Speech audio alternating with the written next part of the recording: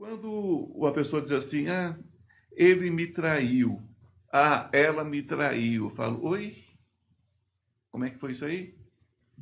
Qual foi a construção dessa traição? Qual foi a construção? Não que traição seja uma coisa interessante, porque trair é quebrar um acordo. Se não está bom para você, pula fora. Né? Você não é obrigado a viver com ninguém. Agora, mentir nunca é legal.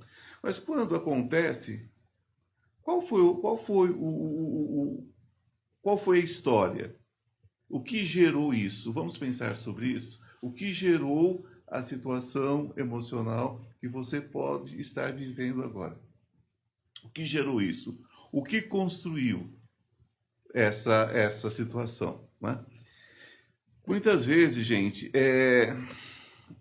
a pessoa deixa afundar uma relação, uma situação financeira dentro do casamento, por exemplo. Né?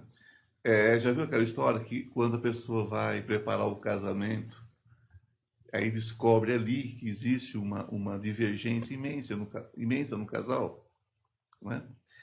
E essa divergência vai seguir o casamento todo. É aquela história, de repente a pessoa faz uma dívida, faz um compromisso, sem pensar na relação, sem pensar dentro dentro da condição da família e nada, vai botando o pé pelas mãos. Quando vê, o que acontece?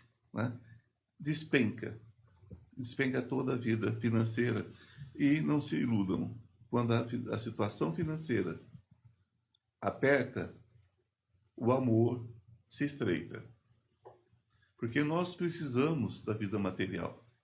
Nós precisamos, não existe prosperidade material sem a prosperidade emocional. Mas também não existe prosperidade emocional na miséria. Não se iludam.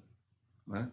As pessoas as pessoas estão muito infantilizadas, muitas vezes, as pessoas estão muito ligadas aos romances de novela, aos livros, né? E esquecem que a vida é de verdade, a gente tem que comer todos os dias, a gente tem que vestir todos os dias, a gente tem que pagar as contas todos os dias, né? Então a relação é uma coisa mais completa. Numa relação de duas pessoas trabalham, lutam juntas para crescerem, a possibilidade é muito maior.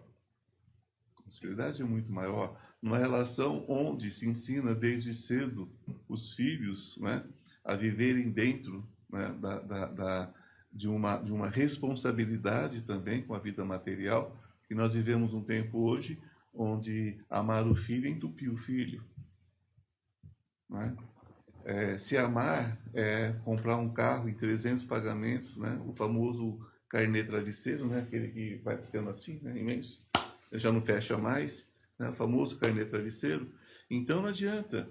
Isso tudo vai levando ao quê? O desgaste da relação, porque começa a faltar dinheiro, começa muitas vezes as agressões, começa muitas vezes as dificuldades dentro da casa.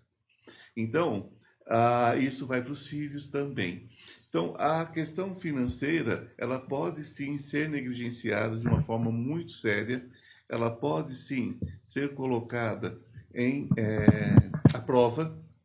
Quantas relações são colocadas à prova, né, dentro de um casamento quando a situação financeira proporciona isso, não é?